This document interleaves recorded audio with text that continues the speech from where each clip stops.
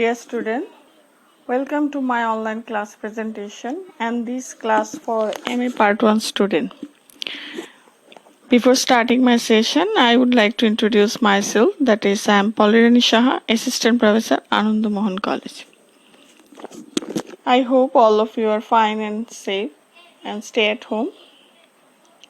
You see, the name of the topic is My Last Touches by Robert Browning. A very much famous poem of Robert Browning, and it is a one kind of dramatic monologue. Before starting my session, I would like to say something about Robert Browning. Robert Browning, born in South London, was an English poet and playwright during the Victorian age. He was born on 1812 and died on 1889. Browning is well known even today for his use of the dramatic monologue, irony, and commentary on the social matters, dark humor, and rich vocabulary are the characteristics elements of the Browning poetry. Browning actually, apart from the other poets, was his use of the dramatic monologue. Although he didn't invent the form, but the range of experimental elements, he allowed him to introduce a speaker who gave the poem personality. What makes actually his monologue special is the lyrical quality. The dramatic monologue actually bears the speaker's soul. So his monologue are also called the soul studies. In his word, the soul is the stage, moods and thoughts are character. Actually, this is the main characteristics of the dramatic monologue. That is, the soul is the stage and moods and thoughts are the character.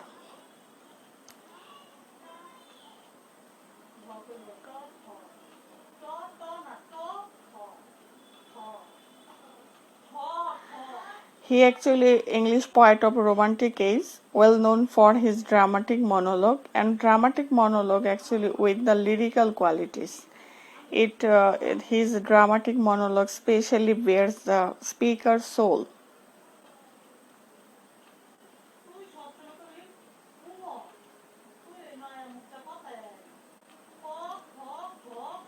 What is dramatic monologue?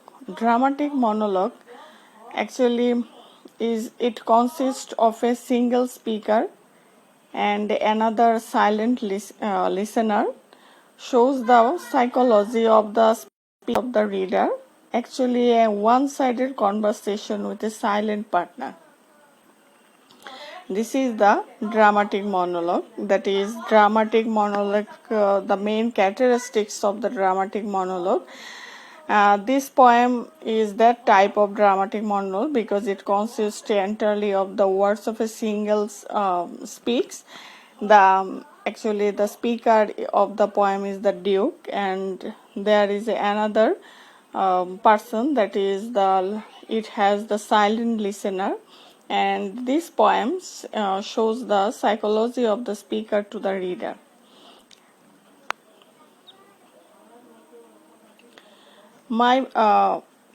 Whenever we read this poem, we find that My Last Touches, first published in 1842 and written in heroic couplets, tone is formal, even it conversational, based on the incidents in the life of Duke of Ferrara in Italy. Basically, this poem is based on true history. This poem, the speaker of the poem is the Duke. The Duke reveals his nature and the personality through the way he speaks.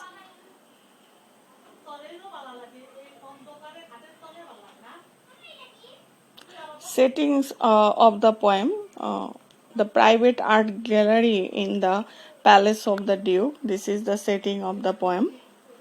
This dramatic monologue, that is My Last Duchess, actually shows the psychology of the speaker to the reader. Speaker who is not the poet. Usually one-sided conversation with a silent partner, and Duke discussed the portrait of his late wife with an envoy from the court whose daughter he intends to marry. We become aware sorry we become aware that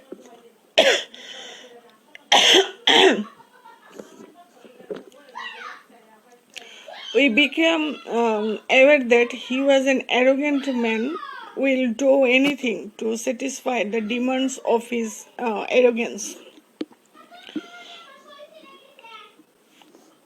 Speaks informally to a social inferior, the representative of a wealthy court whose daughter the Duke actually hopes to marry. Most of the poem is spent talking about his last duchess based on the actually incidents in the life of Alfonso, the second Alfonso, Duke of the Ferrara in Italy. And the Duke's first wife, Lucrezia, died in 1561 after they had been married for 3 years. Duke repeatedly reveals his arrogant egotism. This setting of this poem is actually in a private art gallery in the palace of the Duke of Ferrara in the mid-16th century Renaissance Italy. Speaker of the poem is the Duke himself, and the 16th century speaker tells this story.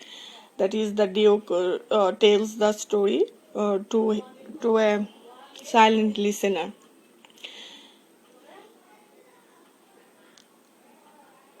Themes. What are the themes of this poem? We find it here. This poem actually, 16th century speaker, that is the Duke, tells the story. His wife gives attention to the other man. Actually, this affection causes the speaker to kill her. Her actions seriously upset him. When we analyze of the poem My Last Duchess is the psychoanalytical framework. A poem by poet of the Victorian is Robert Browning. What are the themes we find? That the first theme is the pride. The Duke is very proud of his high social status and expensive professions. His wife's lack of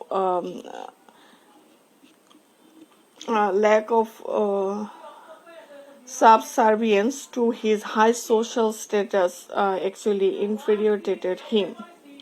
Another theme of this poem we find that is the jealousy.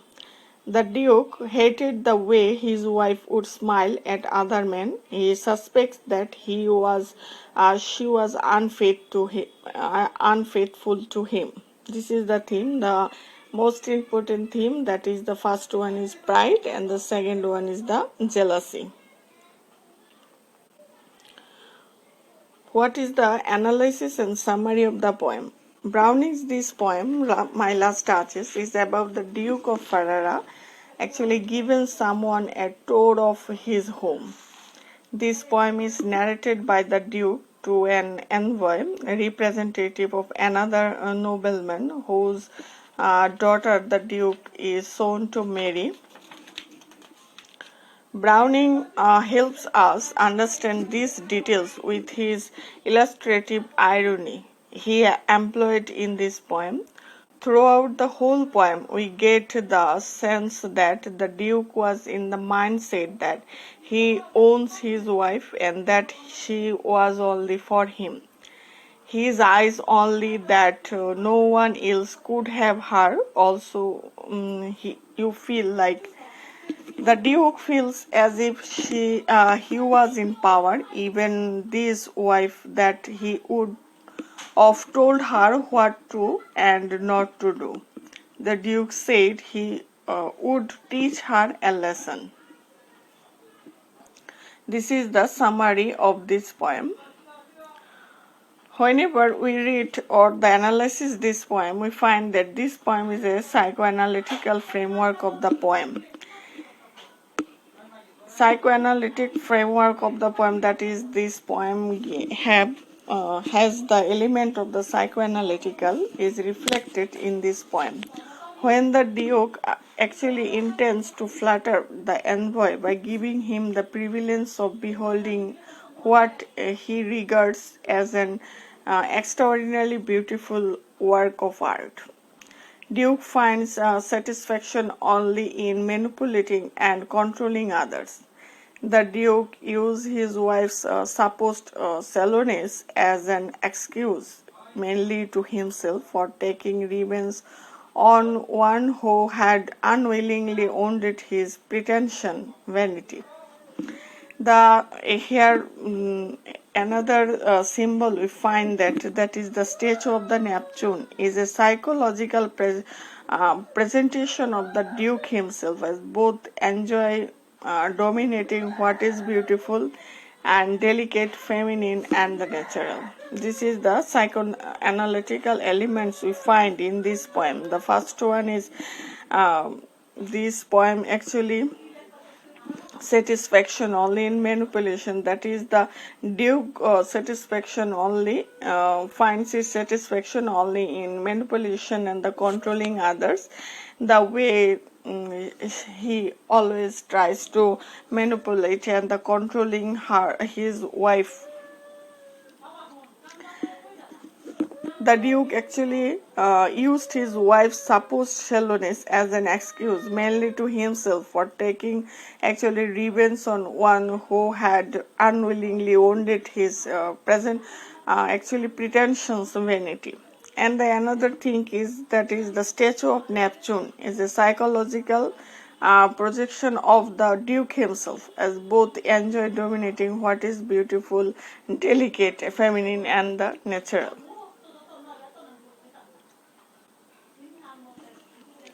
In conclusion, we can say that My Last Duchess actually published in that time, that is in the 16th century Renaissance Italy. The Duke, the speaker of this poem, this poem published in 1842 is actually Browning's most famous dramatic monologue.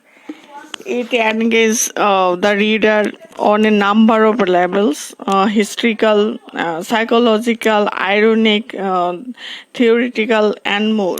The most striking element of the poem is probably the speaker himself, the Duke.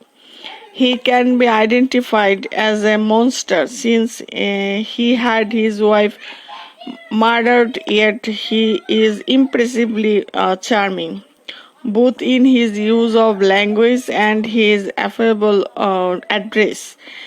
He has a lovely sense of beauty and the art. Browning actually explored the contradiction and the movement and psychological complexity.